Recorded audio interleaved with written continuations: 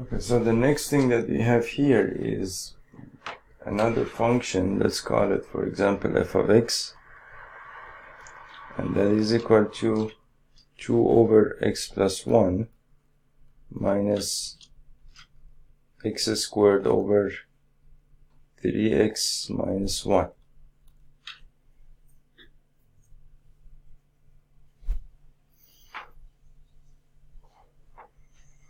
So in order to take the derivative of this function, I can write basically the d by dx of f of x. I can write it as basically d by dx of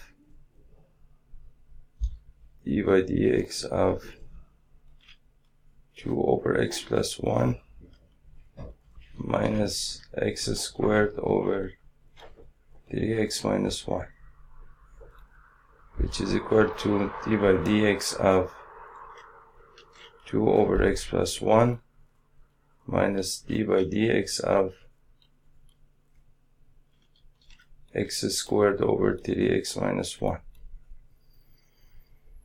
Now for this function you can use the quotient rule, which is, we said that if you have u divided by v whole prime, that's equal to basically u prime times v minus uv prime over v squared. And let's see what happens if you have a constant in the numerator, something like this, and some function in the denominator containing the variable. So if you have, for example, d by dx of 2 over x plus 1, that's going to give you basically u prime, which is 0, times this function x plus 1 minus u, which is 2 times the derivative of the second of the function, the denominator, which is in this case just 1. So far I have the negative of the function that in the function, the numerator, which is just the constant. So the negative of the constant times the function in the denominator divided by the function in the denominator whole squared, which is basically negative, again, the negative of the constant times the derivative of the function in the denominator divided by the function in the denominator whole squared. So that's how you can basically take the derivative of a function. And so what that means is that if you have d by dx of some, for example, some constant divided by some function, for example f of x, that's going to be the negative of the constant times d by dx of the function in the denominator divided by the function f of x whole squared. So that's how you can find the derivative of this kind of function, where you have basically where the function in the numerator is just a constant. So then you can use this basically in the future when you want to take the derivative of such a function. So it's negative 2 over x plus 1 whole squared.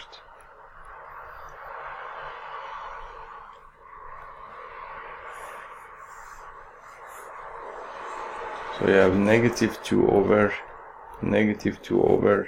x plus 1 whole squared. That is basically this part. Minus d by dx of, now this function is different because you have the variable, you have it in the numerator as well. So then you need to use this rules basically, and you cannot shorten it in any way. So you can say basically u divided by v whole prime is u prime, which is basically 2x times this function in the denominator 3x minus 1 minus this function over here x squared times the derivative of this function, which is just 3. And then you divide that by the function in the denominator, which is 3x minus 1 whole squared. So that's equal to basically 6x squared minus 2x minus 3x squared over 3x minus 1 whole squared, which is the same thing as 3x squared minus 2x over 3x minus 1 whole squared.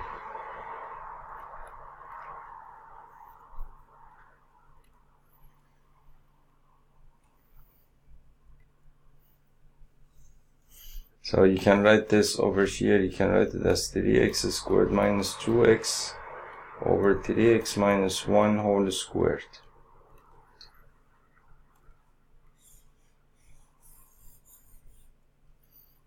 And so the derivative, so then all you need to do is just add these together or subtract them from one another. So x minus 1 whole squared times 3x minus 1 whole squared.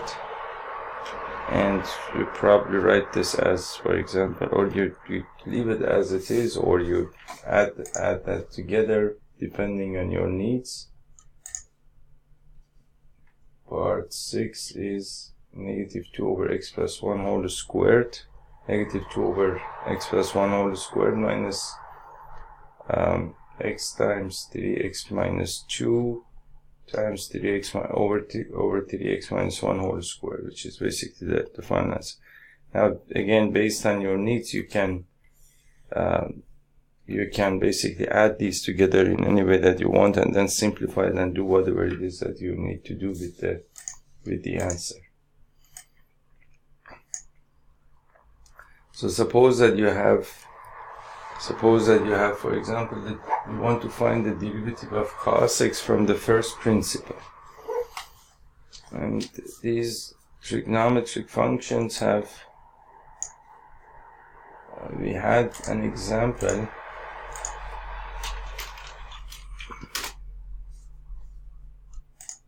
We had an example over here. So let's say that you want to take the d by dx of cos x. So d by dx of cos x is, we need to do it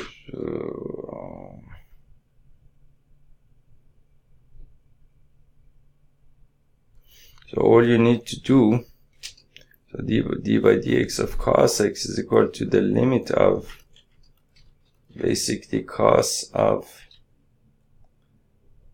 we said that the derivative of f prime of x is equal to the limit of f of x plus h minus f of x over h when h tends to 0.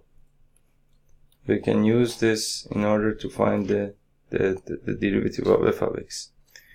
Now f of x plus h in this, if f of x is equal to cos x, then f of x plus h, f of x plus h is equal to cos of x plus h.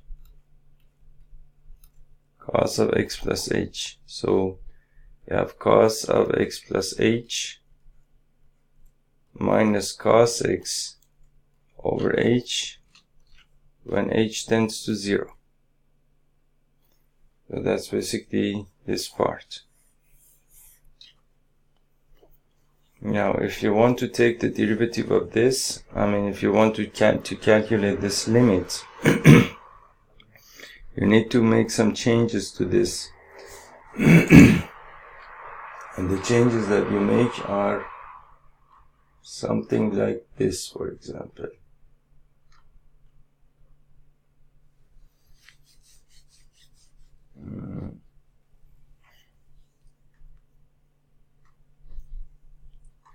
For example, if you want to calculate that, if your function, just for now, let's forget about this one. For example, if your function is let's say that your f of x is equal to sine x, then f of x plus h is going to be equal to sine x plus h.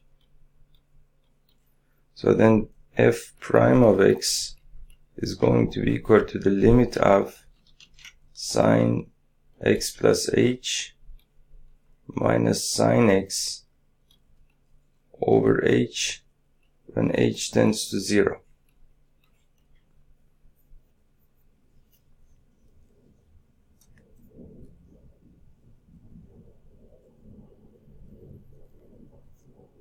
Now somehow you need to basically write this in terms of some other function so that you can get rid of this h in the denominator. And you do that, for example, you know that sine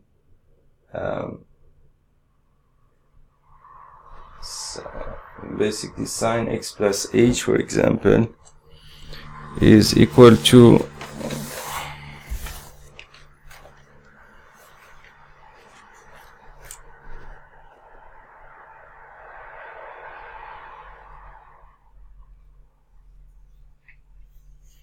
for example, over here, you know that sine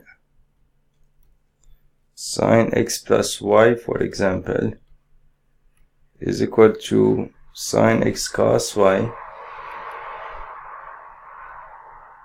sine x cos y plus cos x sine y. Okay. So then based on this formula, what I can do, I can write this as the limit of sine x cos h plus cos x sine h minus sine x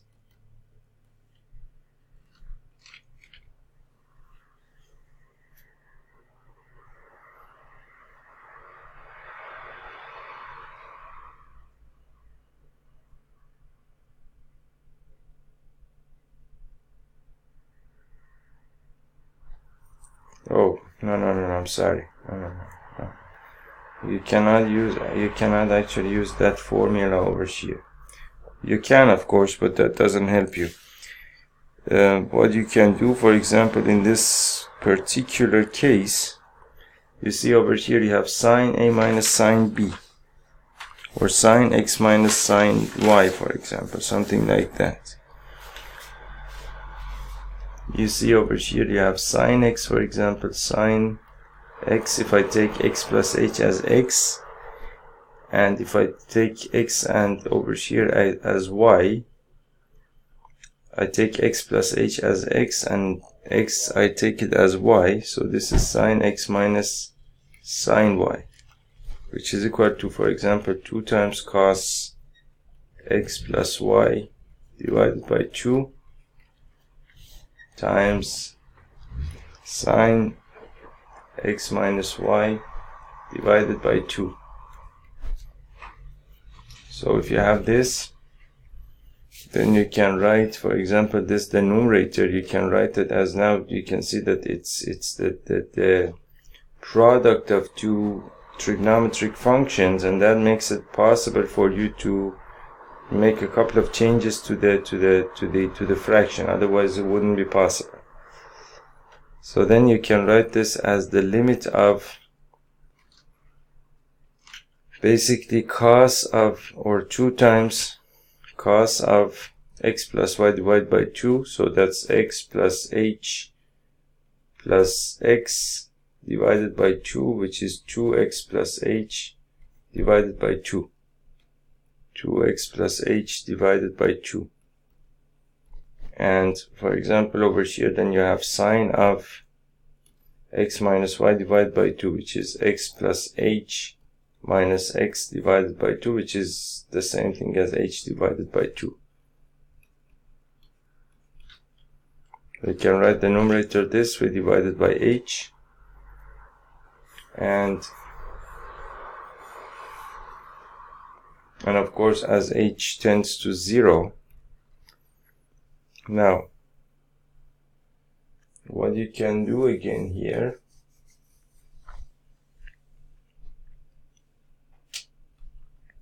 what you can do over here, for example, is make a couple of arrangements. Make a couple of arrangements and write this as the limit of, for example, sine h divided by 2 divided by h divided by 2. 2 divided by h is 1 divided by h divided by 2. 2 divided by h, which is what I have over here, is the same thing as 1 over h divided by 2. So I write this as 1 over h divided by 2 times the cos of 2x plus h divided by 2. And then as h tends to 0. And so, for example, here you have the limit of sine h divided by 2 over h divided by 2 as h tends to 0 times the limit of cos 2x plus h divided by 2 as h tends to 0. Now, for example, over here you know that sine x by x, if you take the limit of that as x tends to 0, this is equal to 1. And this is the same situation. So of course these might be a little bit misleading, but if you do some sort of substitution and so on and so forth, you will understand that this limit is the same as this limit, and so you can write this as 1. Now the limit of the limit of cos 2x plus h divided by 2 as h tends to 0 is just the same thing as cos h, because when h tends to 0, this becomes 0, then you get cos of 2x divided by 2, which is cos of x. So this is equal to cos of x. So that means that then d by dx of sine x is equal to cos x. Is equal to cos x.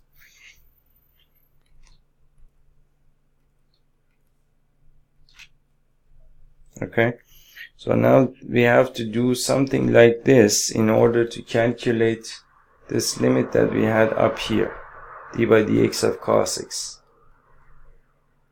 So now I have d by dx of cos x, and I want to calculate that.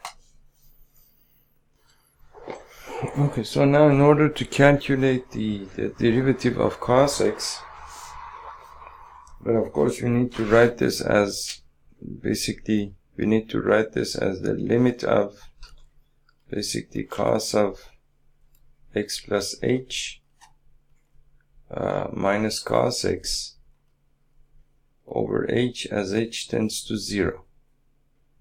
And of course you already know the reason for that, and the reason for that is that when you basically you know that the derivative of a function f of x, which is the same thing as f prime of x, is equal to the limit of f of x plus h minus f of x over h as h tends to 0. So based on this, then we can say that the limit of cos x, the derivative of cos x is equal to the limit of cos of x plus h minus cos of x over h as h tends to 0. And now again over here we have cos x minus cos y. We have, for example, cos x minus cos y, and you know that cos x minus cos y, these are a couple of there are a couple of important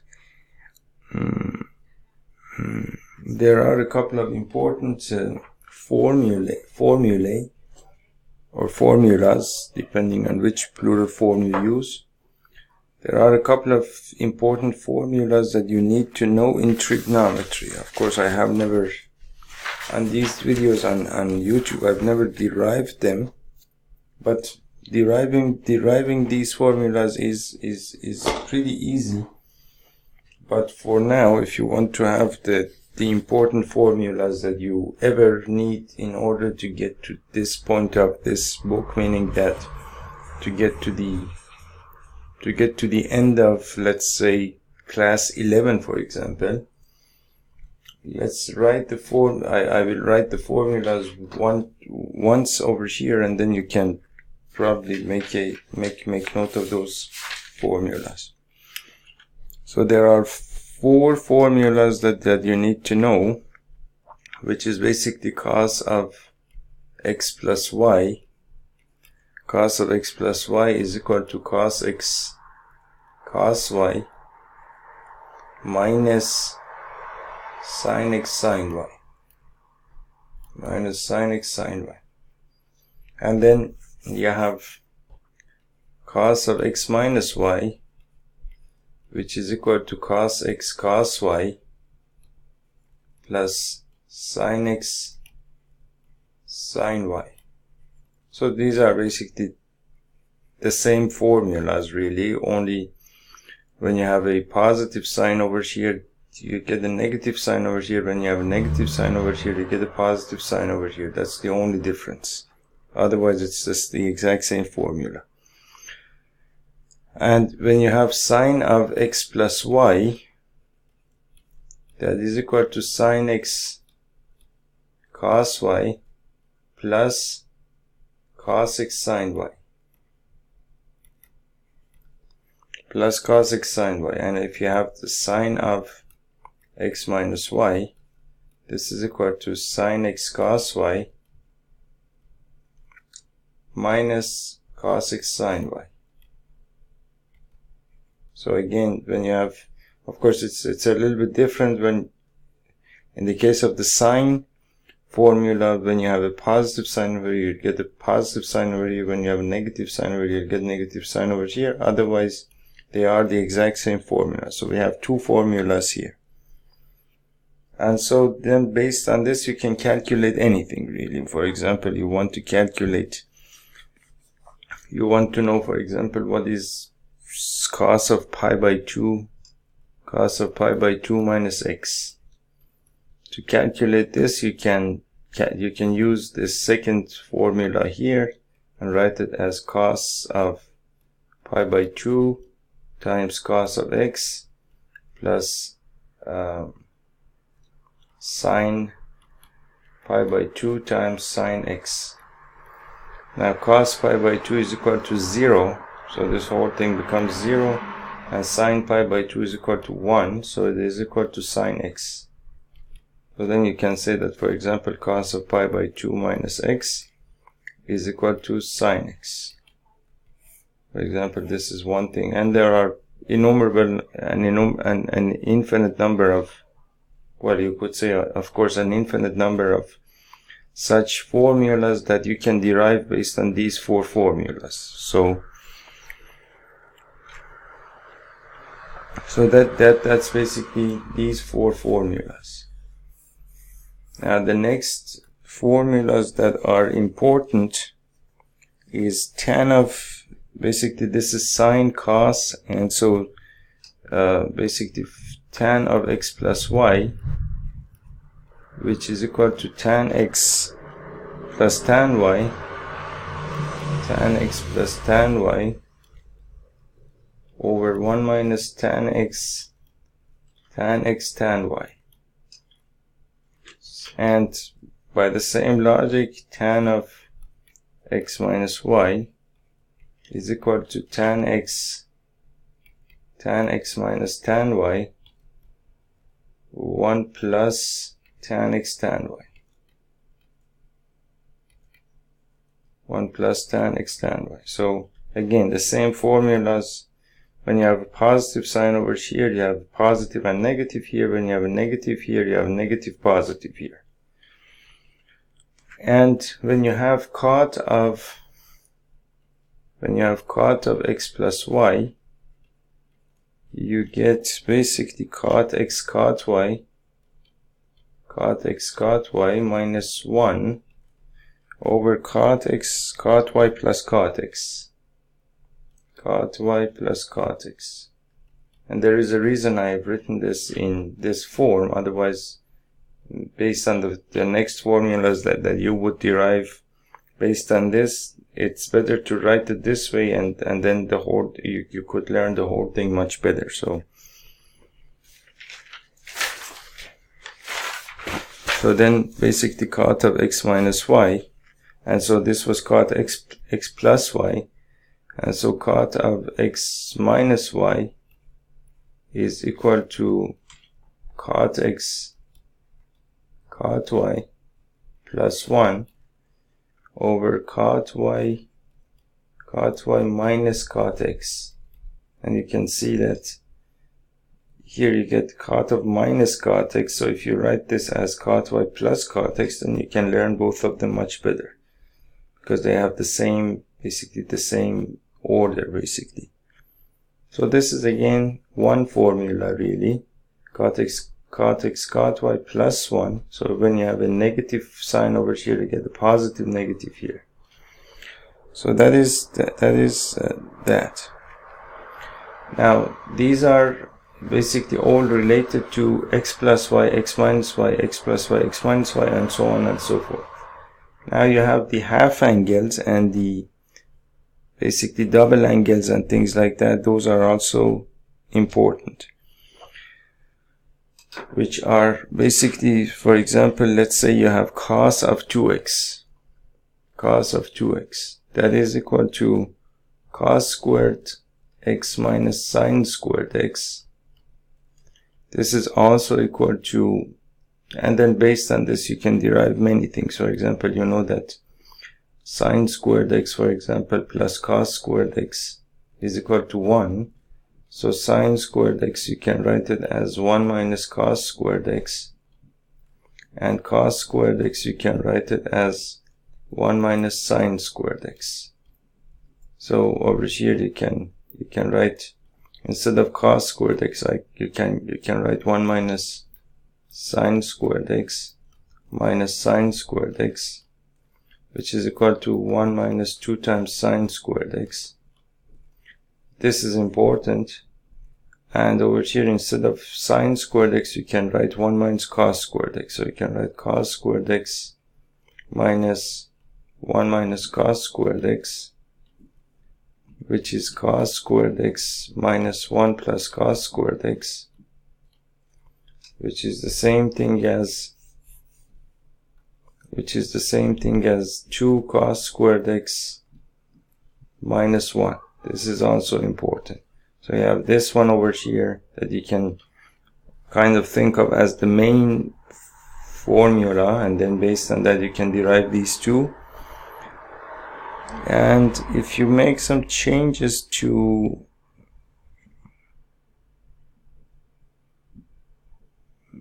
I think if you divide by, you see over here you have cos squared x minus sine squared x, and if you divide by sine squared x,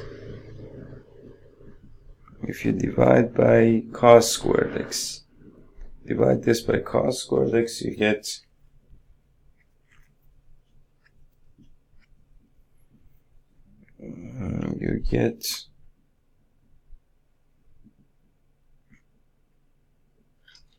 divide this whole thing by cos squared x, you'll get 1 minus tan squared x.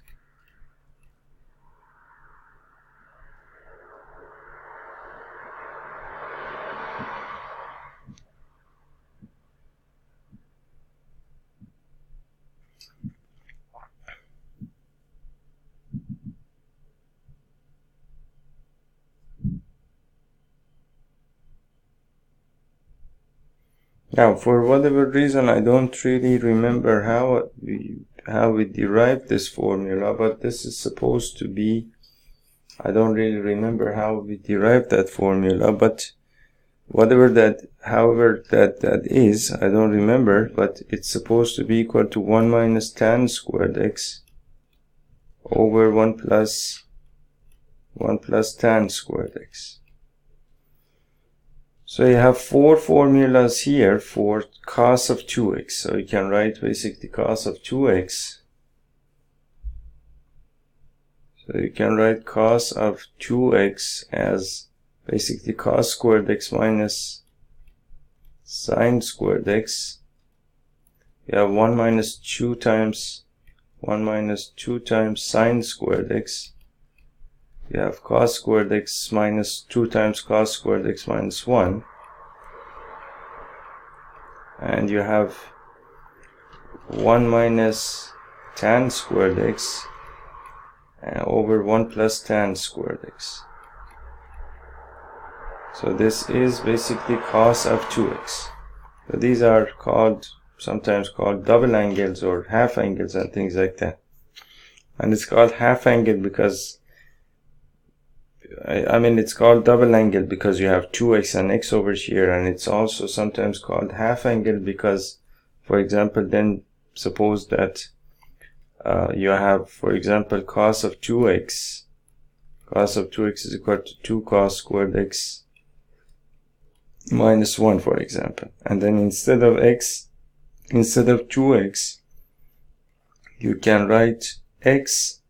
And you see that this angle is double the angle over here. So if I write this as x, then I have to write 2 cos squared x divided by 2 minus 1.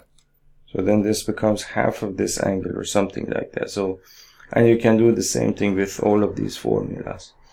Meaning that, for example, if you write cos of x here instead of 2x, then you would write cos squared x divided by 2 minus sine squared x divided by 2, something like that.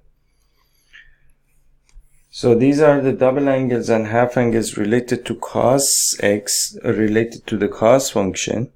And you have the same thing in the case of the sine function. The sine of 2x is equal to 2 sine x cos x. 2 sine x cos x. It's also equal to 2 tan x. 2 times tan x over 1 plus tan squared x.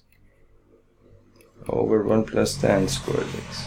So these are the formulas related to the sine function. Related to the tan function, we have tan of 2x. We have tan of 2x is equal to 2 times tan x. 2 times tan x over 1 minus tan squared x. 2 times tan x over 1 minus tan squared x.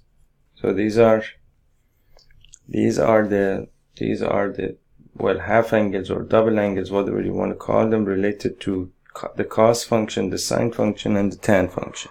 These are the formulas that you do need to know in order to be able to solve the different problems, at least in this book, when it comes to solving problems.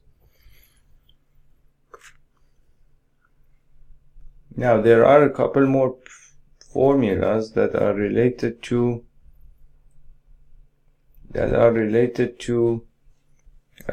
triple angles, meaning that 3x, for example.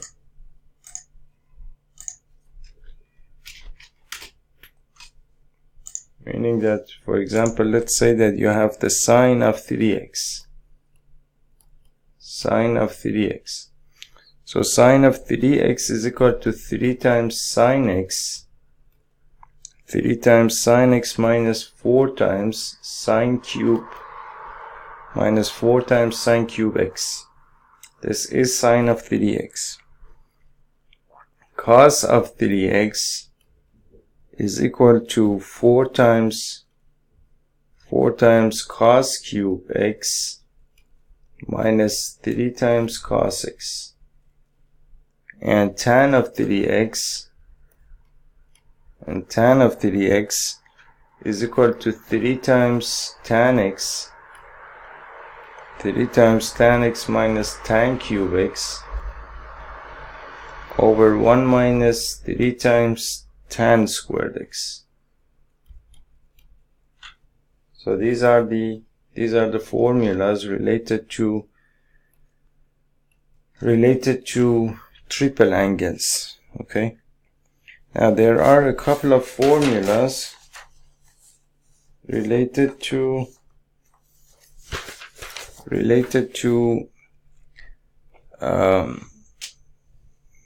for example, cos x plus cos y, or sin x plus sin y. Okay, so now we have talked about tan of 3x as well. So the next thing that we have is a couple of formulas that are related to, for example, cos of x plus cos of y. For example, cos of two angles, cos of one angle plus cos of another angle. And that is, for example, this one is equal to 2 cos x plus y divided by 2 times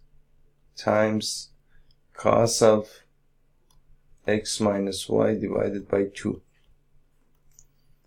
So you can see that over here you're adding the cos of two angles. You're multiplying basically two cos functions, but then this time you have taken the average of those two angles and then x minus y divided by 2. So sometimes this comes in handy, for example.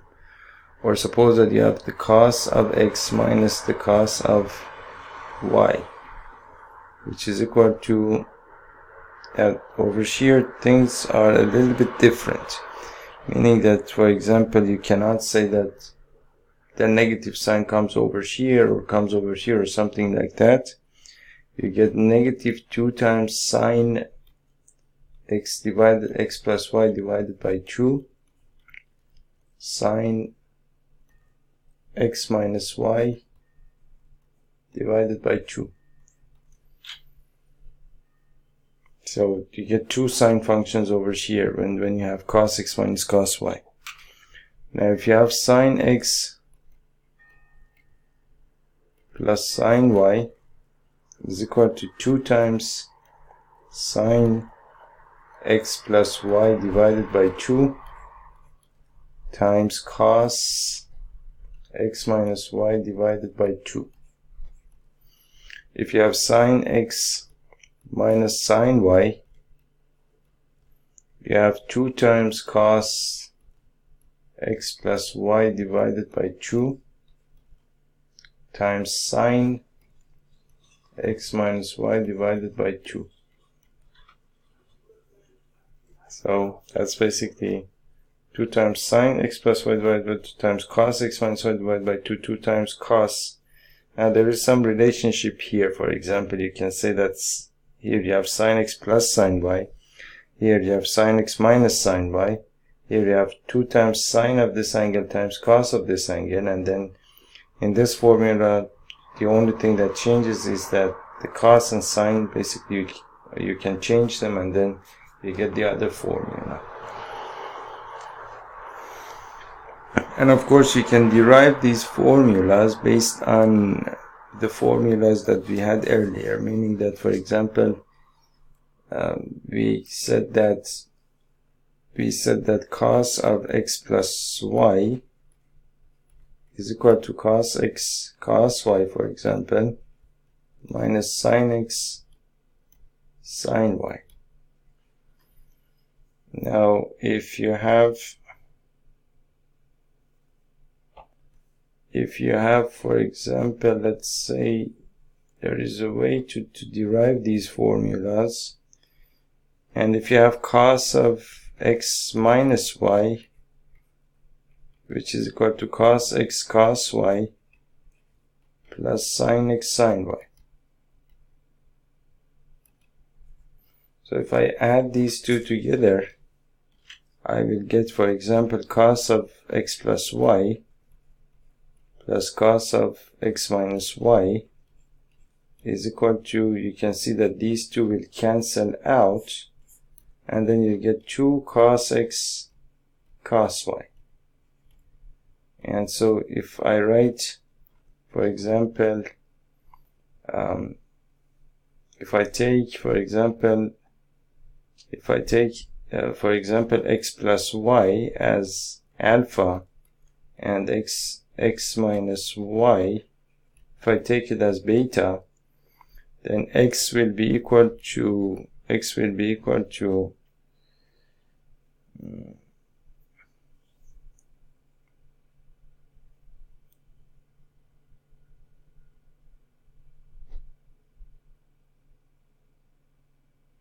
I think I need to do it the other way around.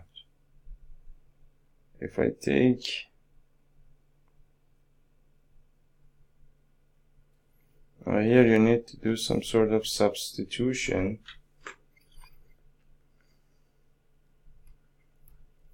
If I take x plus y as alpha, for example, and x minus y as beta, then I can write, then as you can see, if I write x plus y is equal to alpha and x minus y is equal to beta. If I add these two together, 2x is equal to alpha plus beta, or x is equal to alpha plus beta divided by 2. Okay, and then you can write basically, for example, if you have x plus y divided by is equal to alpha, for example, and if x is equal to alpha plus beta divided by 2 plus y is equal to alpha, so then y is equal to alpha minus alpha plus beta divided by 2, which is equal to 2 times alpha minus alpha plus beta, which is equal to 2 times alpha minus beta over 2. Now this is equal to, for example, 2 alpha minus alpha is equal to alpha minus beta divided by 2, and that is equal to y. So then your x is equal to alpha plus beta divided by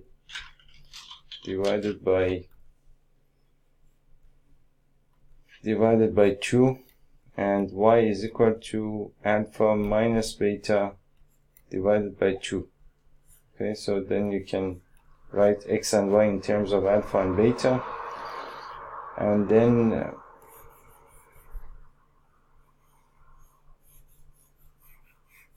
then what happens is that then you can write this formula as cos of x plus y.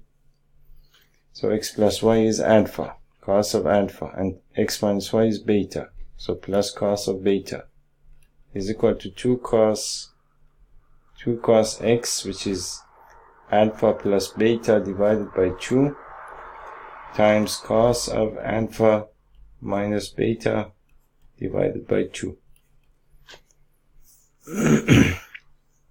And then of course you can rewrite this formula as cos x plus cos y is equal to 2 cos x plus y divided by 2 times cos of x minus y divided by 2. And so that this formula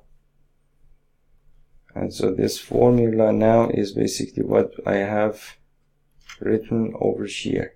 Cos x plus cos y, for example, is equal to 2 cos x plus y divided by 2 times cos x minus y divided by 2.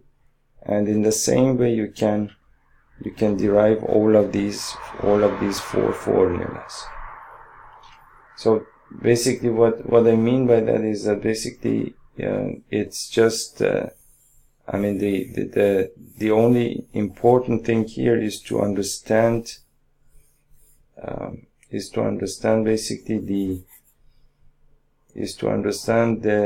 the first 4 formulas, or the first 2 formulas that we talked about. I mean, the only important thing here is basically these formulas: cos x plus,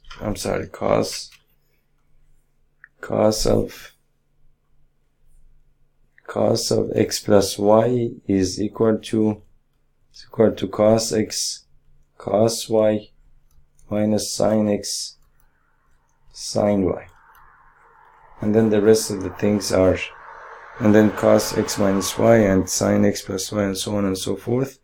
Only those four, if you know, then you know the rest of everything else that we have talked so far about. So these are again some formulas that are helpful most of the time. These four, and then based on these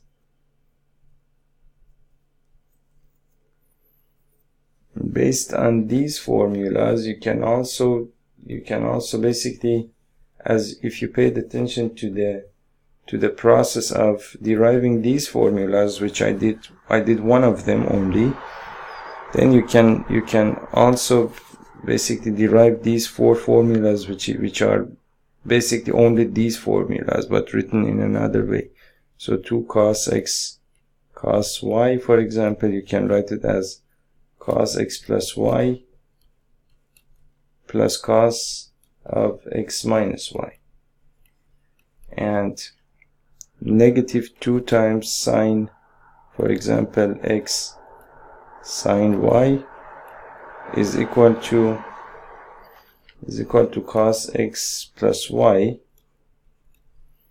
minus cos x minus y. 2 times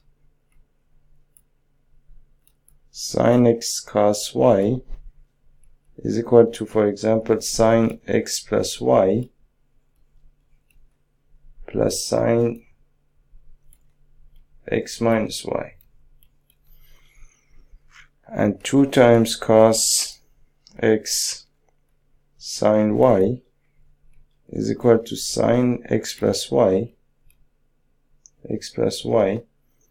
minus sine x minus y.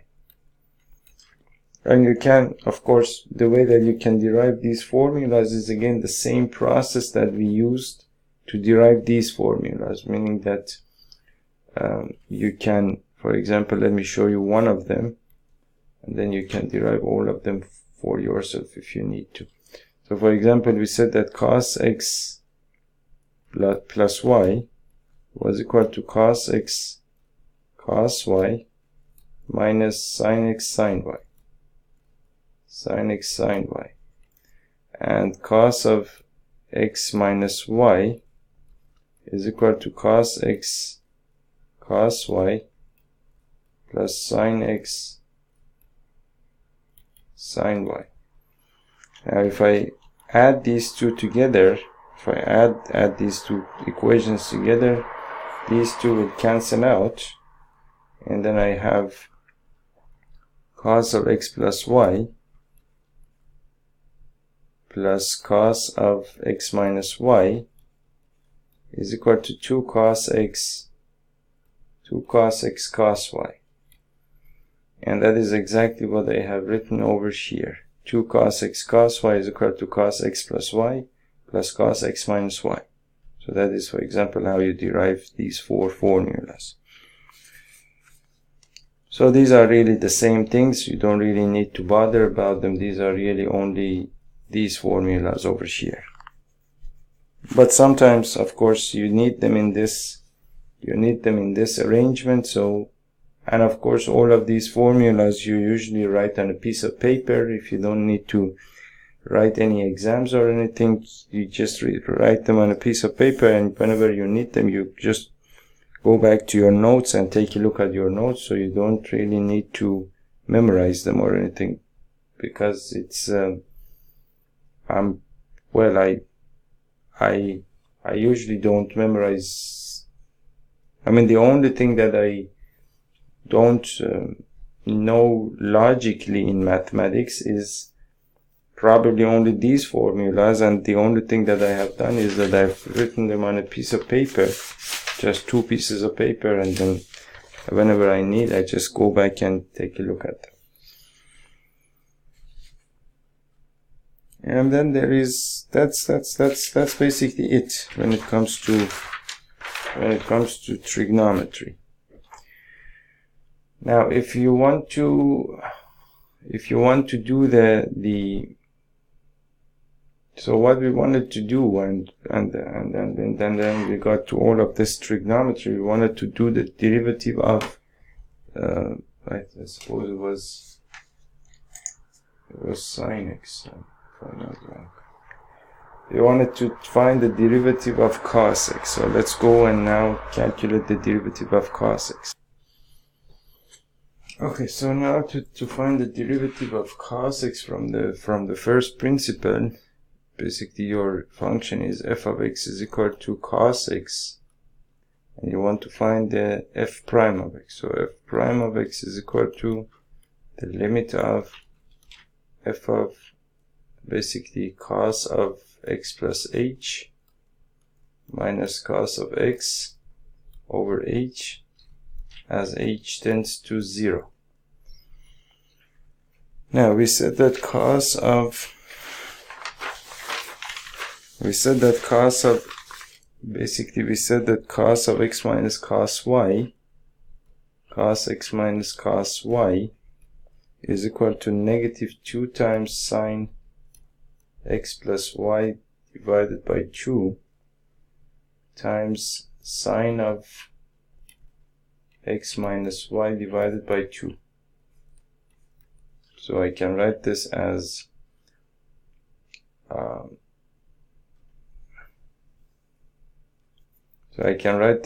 the limit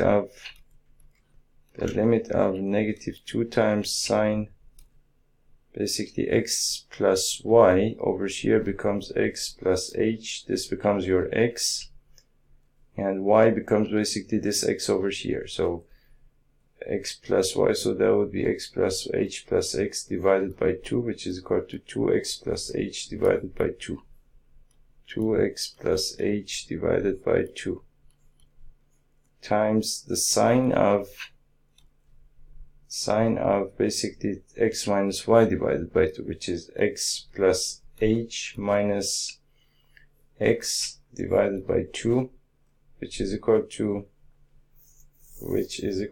these two will cancel out, so that's h divided by 2. Sine of h divided by 2 as over h as h tends to 0. As h tends to 0. Now,